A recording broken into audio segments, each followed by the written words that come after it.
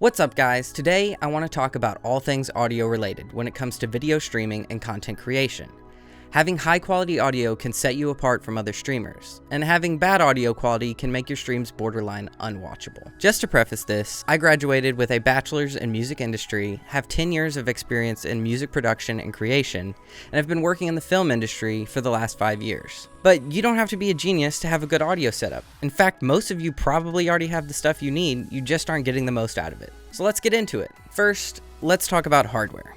If you do a little Googling or check out a few YouTube videos, you'll often find that there are some unrealistic expectations for the budget that a small streamer would have. I'm a firm believer in purchasing the highest quality gear you can afford at the time. But you don't need Pro Tools, a Scarlett Octo, and the holy grail of microphones, the SM7B, to have good audio. That being said, don't underspend. And don't trust that $30 gaming headset you got from Walmart is going to be high quality enough to do streams. It's not. I would suggest one of two options. Let's get into the more beginner option first. Most people who are new to streaming or audio production are going to find that microphones that have a USB interface are easiest for them, and that's great. These mics with the right settings can provide excellent audio quality on a budget price. The second option, and the option I'm using, is an XLR out microphone running into a preamp that's connected to my computer via USB 3.0. Having a preamp that accepts XLR microphones greatly expands your options when it comes to choosing a microphone. The other great part about running a microphone through a preamp is that it gives you tactile control of the audio, whereas most USB mics have limited adjustability. I use a Behringer 404 HD, but if you are only running a single microphone, I'd recommend the Scarlett Solo. So for cost effectiveness, take a look at USB microphones. They range from $50 to $250. And for a preamp and microphone, you can run a more advanced audio setup starting at about $150. Next, let's talk accessories. This is a pop filter. Some of you may be familiar with this, but let's just run through the basics real quick. By placing a pop filter in front of a microphone, you can eliminate harsh noises that are produced by saying words like pop filter. Here's an example. Pop filter on. Pop filter off. See the difference? Not only do pop filters eliminate these harsh sounds, but they can also act as a mechanical barrier to keep you an appropriate distance from the microphone. I wanted to cover pop filters specifically because the way I've been seeing streamers using them lately is driving me up the wall. I often see streamers with this little setup going. What the hell is even that? By having the pop filter pressed against the microphone, you're drastically reducing its effectiveness, if not making it entirely useless. Keep the pop filter at least an inch away from the microphone sensor. This will allow it to knock down unwanted sounds before it hits the microphone. The next setup I often see is entirely unnecessary, but it may be related to inexperience, so I won't be too harsh. Some microphones come with something like this. This is just another pop filter, but some people seem to think you need to have this one here and a pop filter coming in here, and yeah, no.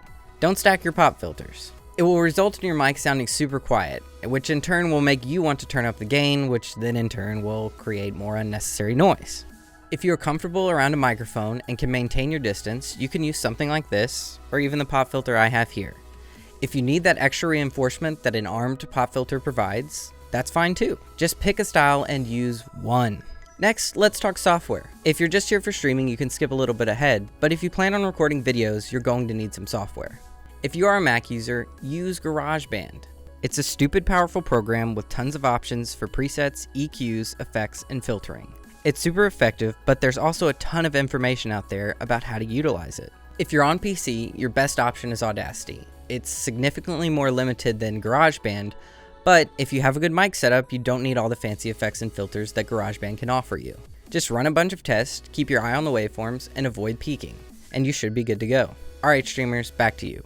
We like to play games, and if you're like me, games are a lot more fun when you play them with friends. And if you don't want to sound like a lunatic talking to yourself, you're gonna want to have your friends on Discord and piped into the stream. The issue with this is that not everybody has a dope audio setup. Not everybody has watched this video. You should totally like and share it though. So it's your job as the one controlling the audio levels on your stream to manage how they sound coming across to your viewers. If you have a friend you love to stream with that has a Dollar Tree headset, that's fine, but bad audio quality can reflect poorly on you as a streamer. So turn them down to a level where the game sounds can help mask some of that background noise. If you leave them cranked as loud as you, it can come across like nails on a chalkboard to your viewers, so keep this in mind. Another tip is listen to your chat. Things may sound great on your end, but if your chat is non-stop complaining that audio levels are messed up, listen to them.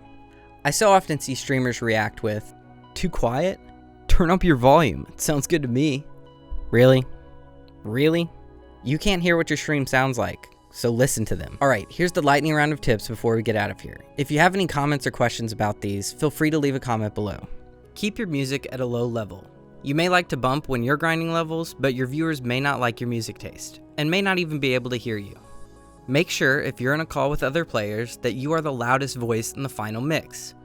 Often people in your call will be focused on the game or having separate conversations, and you want to make sure that you can be heard over them and interact with your chat. They are there to watch you after all. Don't plug your USB mics or preamps into USB ports that are near other USBs transmitting power or large amounts of data. This will result in ground hum or interference being introduced into your mix.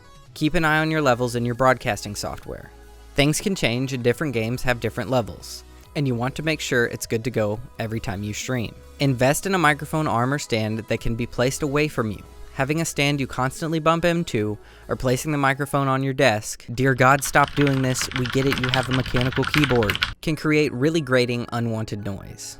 Run your microphone cables away from high power or high data cords in your setup. The name of the game is reducing electronic interference, so avoid adding your mic cables to the Spaghetti Monster fire hazard behind your desk. Did I mention, don't use a headset as your primary mic? Alright guys, I hope you found this helpful, or at least somewhat interesting. If you have any questions, feel free to comment down below. Also, check me out on Twitch. I stream a variety of games throughout the week, so stop by and say hi. But that's all I've got for now. Bye!